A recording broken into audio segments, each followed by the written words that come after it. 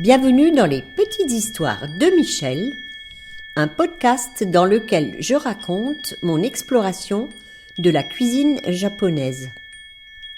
Cet art ultime de bien manger que j'ai à cœur de transmettre aujourd'hui est la synthèse entre mes pratiques d'artiste, de jardinière et de cuisinière.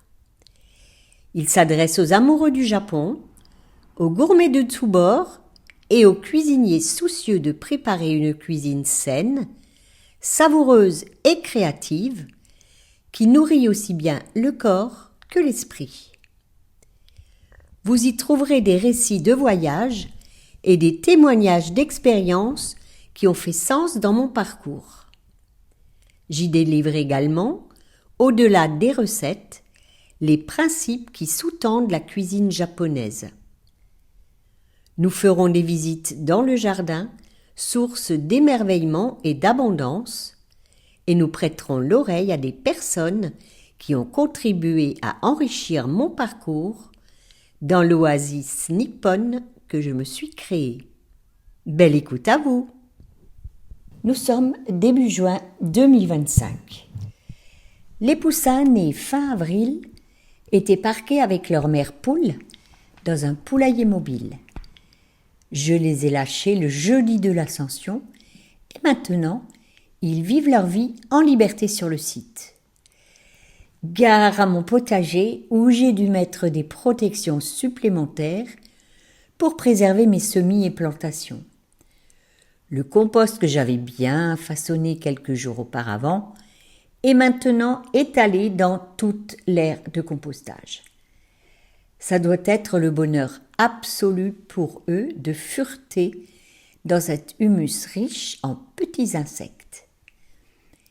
Les activités du jardin ont été particulièrement intenses ces 2 derniers mois où tout a proliféré grâce aux pluies abondantes du mois de mars.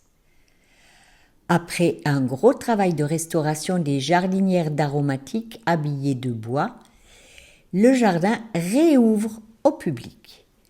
La boutique accueille de nouveaux céramistes et la galerie s'anime avec le premier accrochage.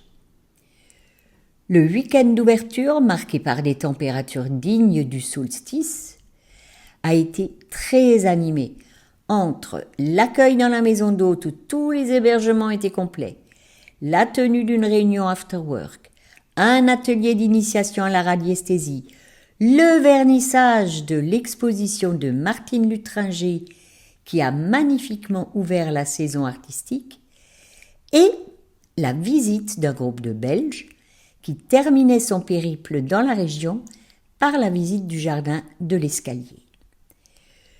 Tous ces événements dynamiques nourrissent le site, génèrent des rencontres, des échanges riches, des émotions partagées. La saison commence fort, en accéléré.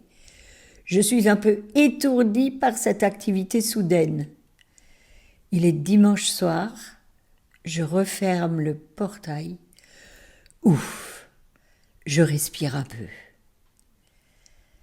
Un nouveau rythme se met en place avec une réorganisation complète de mon emploi du temps. Je vais devoir jongler entre les horaires d'ouverture du jardin, les arrivées des hôtes dans les hébergements et mes plannings personnels et professionnels. Vient aussi le temps des arrosages après un mois de mai très sec. Dès l'ouverture du jardin, qu'ils attendaient avec impatience, les fidèles ont poussé la porte, ceux qui prennent un abonnement pour la nouvelle saison, bénéficiant ainsi d'entrées illimitées. Ils savent profiter de ce havre de paix à 2 pas de chez eux. Nous sommes ravis de nous revoir. Un cycliste a fait une halte samedi. Il m'a appris que mon site figure dans un programme de randonnée cycliste comme centre d'intérêt entre Saverne et Strasbourg. Dans la boutique, certaines céramiques à peine déballées ont déjà trouvé des acquéreurs. Avec l'été, nous quitterons un temps l'univers de la cuisine japonaise. De la même manière que la série In Vino Veritas nous a accompagnés durant l'été dernier, une nouvelle série va s'ouvrir pour l'été 2025. Cette fois-ci, elle sera centrée sur la céramique. Le céramiste Philippe Suter s'est prêté au jeu pour des interviews autour du bol, bien qu'il soit surtout connu pour ses vases Médicis sur lesquels il est intarissable.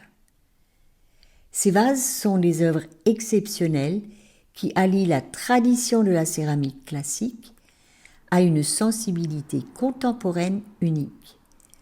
Ces pièces sont réalisées en porcelaine et ornées d'émaux cristallisés, une technique rare, maîtrisée par moins de 50 artistes dans le monde. Philippe Suter s'inspire des grandes pièces de céramique du XVIIIe siècle, notamment des œuvres de la période des Lumières. Le vase Médicis symbolise l'harmonie entre la terre, le cœur et le ciel. Le pied ancré dans la terre, le cœur comme alcôve des sentiments et la cloche ouverte tournée vers le ciel. J'ai déjà eu le bonheur d'accueillir une exposition de ces merveilles qui dialoguait alors avec les peintures de Sophie Bassot dans le même bleu profond. C'était un travail à 4 mains d'une très grande cohérence. Ces événements font partie des grands bonheurs de l'escalier, ceux qui restent gravés dans nos esprits et nourrissent la mémoire du lieu. Nous voilà donc partis pour 4 mois pleins de promesses, d'inattendus et de surprises. Nous entrons dans la saison 2025 de l'escalier. Un nouvel épisode des Petites Histoires de Michel vous attend tous les mardis.